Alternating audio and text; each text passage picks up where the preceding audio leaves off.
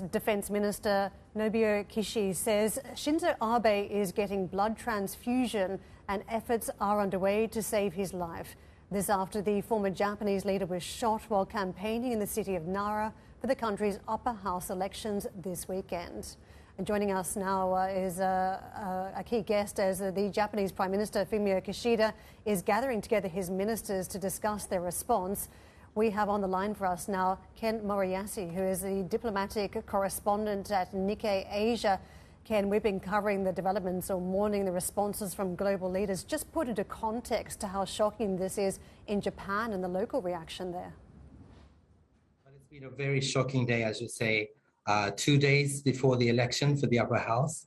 Nobuo Kishi, that you mentioned right now, is Abe's real brother. They have different surnames, but they are real brothers. And he's the immediate family.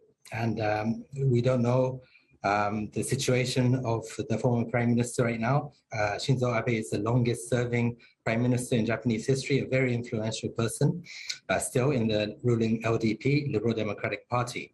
So what we know is that this morning at 11:30, he was campaigning in the ancient capital of Nara, supporting an LDP candidate in the election. And he began speaking around 11:29, and just 1 or 2 minutes into the speech, a man approached him from behind and shot him twice. And apparently the second bullet hit him, and he was bleeding in his neck area, the right neck, and the left chest. So internal bleeding in the chest. And he was airlifted to a nearby hospital, and he's fighting for his life now.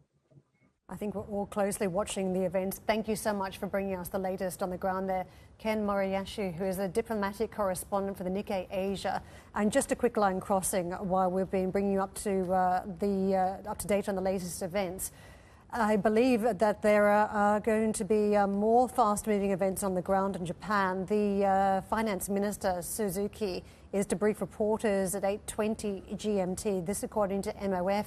We've already had the current Prime Minister also addressing the nation. So a further development here as we wait for conversations to take place. We just heard about the cabinet being called back, that campaigning has stopped, and clearly the nation now is focused on the well-being of the former Prime Minister, who's been so pivotal in policy making in Japan.